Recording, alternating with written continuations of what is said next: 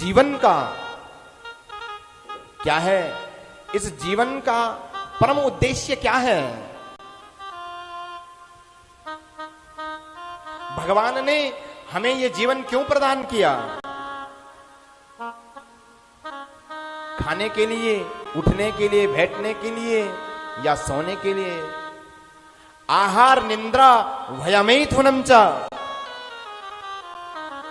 एक आहार तो पशु भी करता है,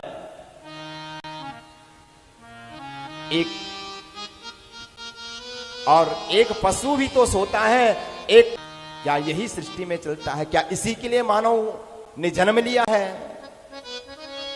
तो हे गुरुदेव, मुझे बताइए कि इस मानव जीवन का परम उद्देश्य क्या है? हमें ये मानव का जीवन क्यों मिला है? तो व्यास जी कहते हैं, हे जन्मेजय, तुमने बहुत सुंदर प्रश्न पूछा है। जन्मेजय कहते हैं कि गुरुदेव, क्या धन कमाना ही इस जीवन का उद्देश्य है? क्या विवाह करना या बच्चे पैदा करना, कोठी बनाना, मकान बनाना, बंगला बनाना या बच्चों का लालन पोषण करना, यही जीवन का परम उद्देश्य है? गुरुदेव, मेरी समझ में नहीं आ रहा है, आप मुझे बताइए गुरुदेव, इस जीवन का परम उद्देश्य क्या है?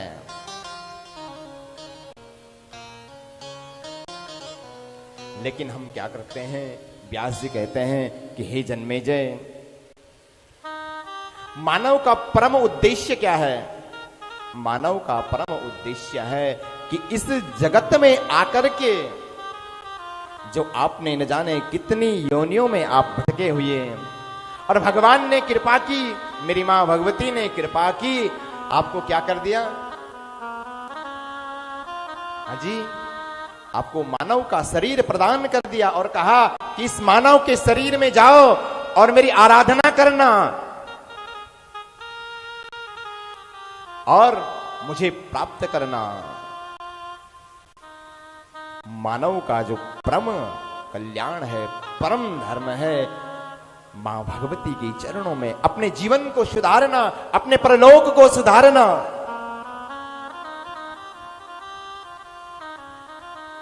हमें भगवान को हर क्षण याद रखना होगा, हमें प्रभु को हर क्षण याद रखना होगा। लेकिन हम भगवान को तो बिसरा देते हैं, मां भगवती को बिसरा देते हैं। याद क्या रखते हैं? क्या रखते हैं याद? अपनी दुश्मनी याद रखते हैं। आपका किसी के साथ लड़ाई हुई थी ना, झगड़ा हुआ था ना, वो 5 साल अगर पुरानी वो लड़ाई है, वो झगड़ा है, वो आपका मन से, वो आपकी जो लड़ाई है, वो झगड़ा है, वो नहीं निकल पाती है। 30 वर्ष में किसी के साथ में लड़ाई हुई, झगड़ा हुई, लेकिन तब से आज तक के वो अपने मन में दबा करके बैठा हुआ है, बोलता है मेरा समय आने दे फिर बताऊंगा। क्या कहता है? बोला मेरा समय आने दे। 30 वर्ष से 40 वर्ष की आयु हो गई, कहता है मेरा समय आने दे फिर बताता हूं। 40 से 50, 60 वर्ष की आयु आ गई, लेकिन अभी तक वो समय नहीं आया। बार बार यही कहता है कि मेरा समय आने दे फिर उसे बताऊंगा, मेरा समय आने दे फिर उसे बताऊंगा। 70 से 80 वर्ष की आयु हो गई, फिर भी लाठी टेक टेक के चल रहा है, फिर भी बताता है, बोलता है कि मेरा समय आने दे मैं बताऊंगा। एक दिन चक्कर खा करके जमीन पर गिर पड़ा। पुत्रों ने, बांधवों ने उठा करके कहां ले गए? अस्पताल में ले गए।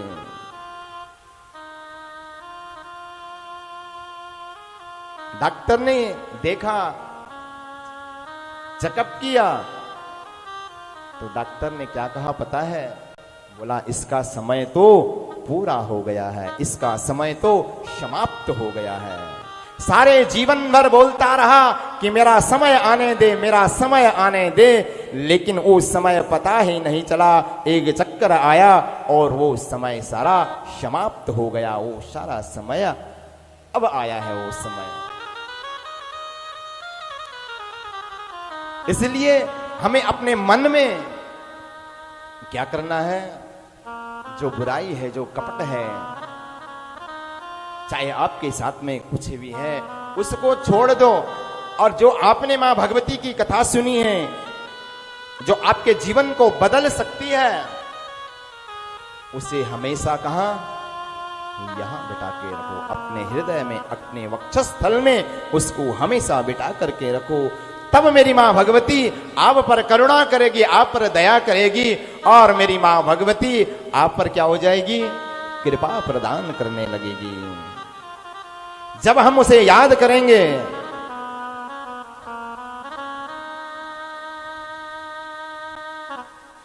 इसलिए तब उस व्यक्ति का समय आता है। सारे जीवन भर इकट्ठा किया, साथ में किया, खूब बटोरा, खूब भरा, लेकिन बाद में क्या हुआ, जो भरा था ना वो यहीं छोड़ करके सारा चले गया। कुछ ले गया क्या साथ में, कुछ नहीं ले गया। इसलिए ये जो पैसा है, ये जो धन है, ये सब कुछ नहीं होता है। इस पैसे को, इस धन को सत्कर्मों में लगाए, पुण्य कर्मों में लगाए, वही काम, वही धन आपका, वही पैसा आपका परलोक में काम आएगा। धन्य है वे लोग जो अपनी पुण्य कमाई में से, अपनी कमाई में से वो पुण्य में लगाते हैं, भगवान के सत्कर्मों में लगाते हैं, मां की कथा में लगाते हैं, गोविंद की कथाओं में लगाते हैं। वो लोग धन्य हैं। वो लोग इस धरा पर मां भगवती उन पर बहुत कृपा करती है। अपार प्रेम मेरी मां भगवती उन पर वर्षाती है। इसलिए अपने धन का अगर सदुपयोग करना है तो उसे कुछ ना कुछ क्या करें, धर्म को जरूर लगाएं, धर्म की ओर जरूर लगाएं।